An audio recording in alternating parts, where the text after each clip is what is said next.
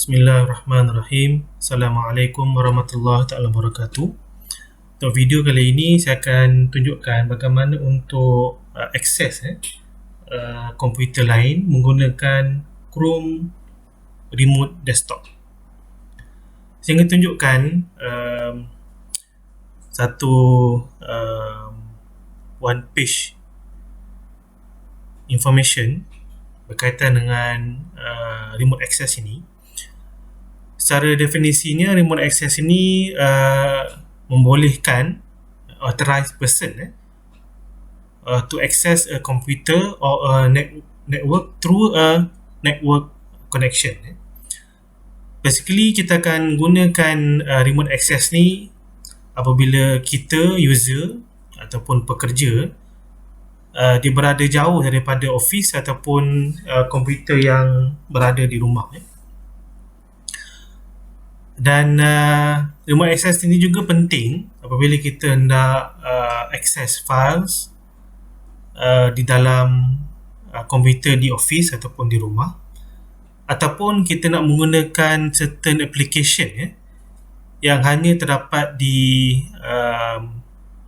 komputer di office ataupun di rumah kita. Misalnya saya yang mengajar proses sistem Pascal seringkali menggunakan Aspen Plus. So Aspen Plus ni satu software yang digunakan pakai untuk model ataupun simulate chemical processes, dan software ini network license, yang bermakna hanya boleh digunakan di dalam UMP saja. Jadi apabila nak gunakan di rumah, tak bolehlah, kerana kita tidak berada di dalam LAN UMP. So remote access ni membolehkan kita akses komputer yang saya yang berada di office tadi dan menggunakan software tersebut walaupun saya berada di rumah. Jadi secara tak langsung remote access ini boleh meningkatkan productivity dan juga collaboration. Jika bekerja dari rumah, remote access ini sangat penting dan juga sangat berguna untuk kita meningkatkan kualiti dan juga productivity kerja kita lah.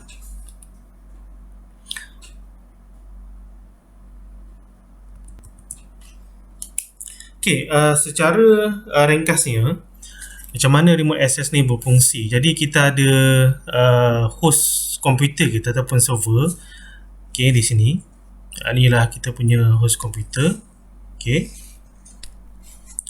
dan ni host komputer ni adalah komputer yang kita nak akses. Contohnya komputer di office ataupun komputer di rumah lah. Okay, bagi pekerja saya rasa pada level ni lah kita nak akses komputer yang berada di pejabat kita.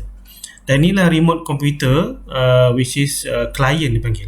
So remote computer ni komputer yang kita guna untuk akses dengan host komputer tadi, ataupun komputer yang akan berkomunikasi dengan host komputer tadi.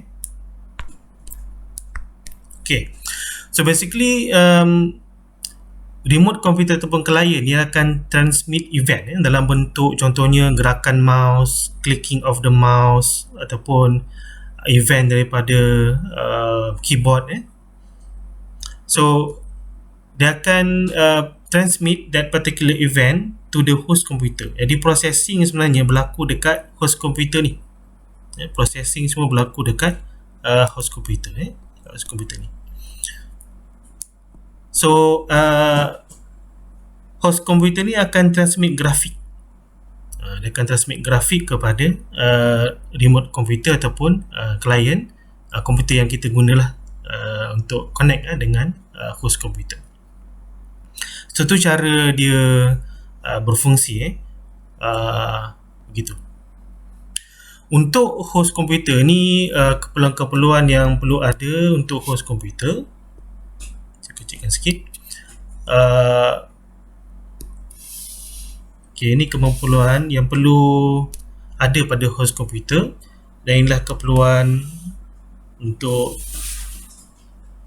kita buat di client ataupun remote computer. Untuk host komputer ni kita perlu install Google Chrome. Okay. Kemudian kita perlu Gmail, and then kita perlu install Chrome Remote Desktop App, dan kita perlu buat schedule sleep mode. So remote client ataupun remote komputer hanya boleh akses host komputer yang so-called terjaga.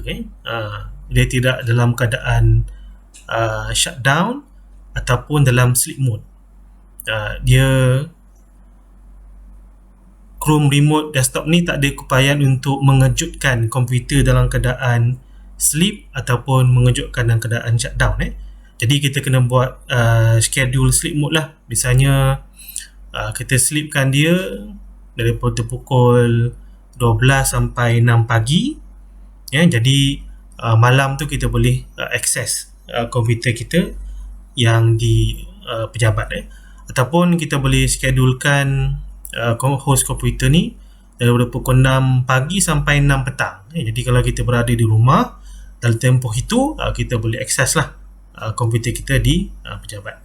Untuk di remote komputer ataupun di client ni, kita perlu install Google Chrome juga, Gmail, dan juga install Chrome Remote Desktop App.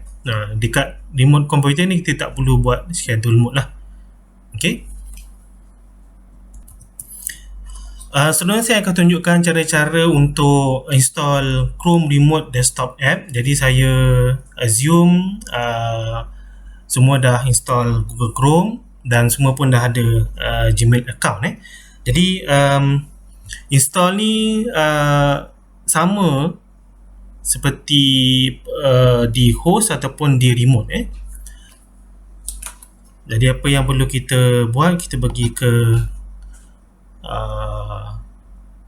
buka baru lah buka baru, and then kita cari Chrome Remote Desktop.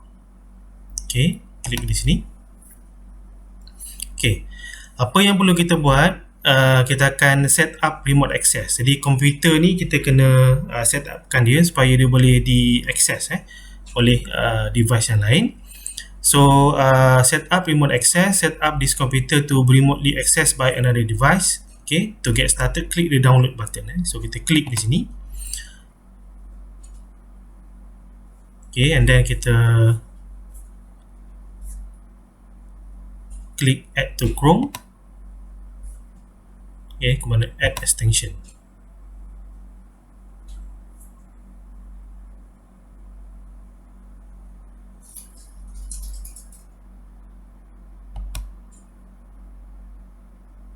Okay, and then kita klik accept and install. Okay, yes. Okay, yes. Okay, kita enter nama untuk device ini. Misalnya ni contoh saya install di laptop saya. Saya gunakan laptop. Okay, Riza. Okay, next. Kemudian kita pilih pin.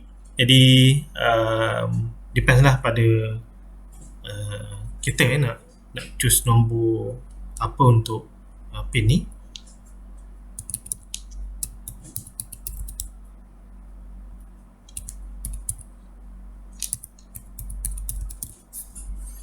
Okay, and then kita klik start.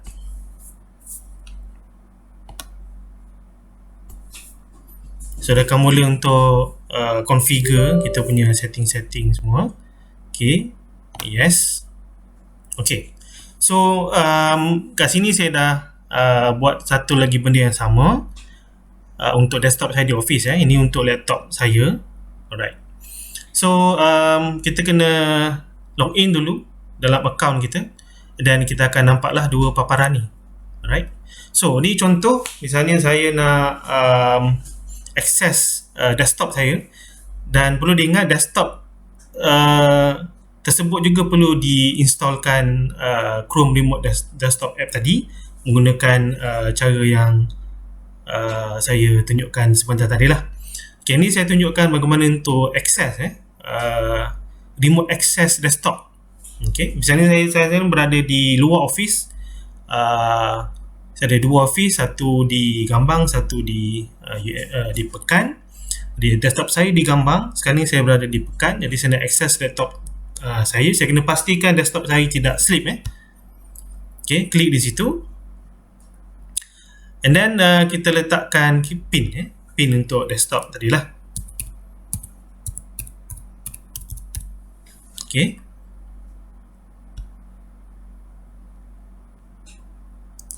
Right.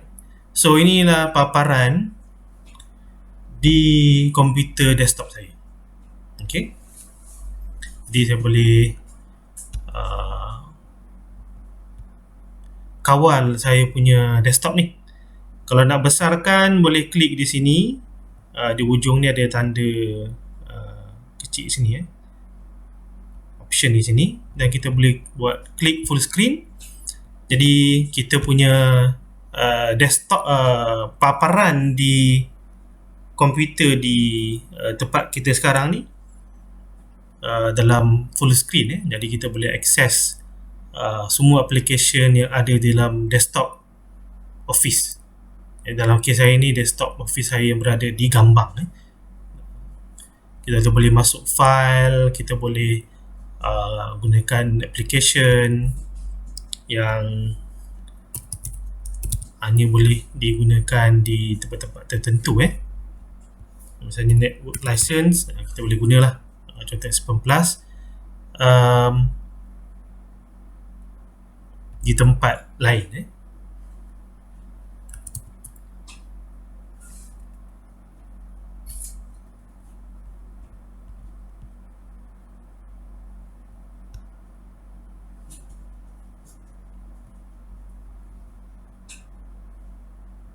Okay, jika kita ingin keluar, just kita pangkas saja.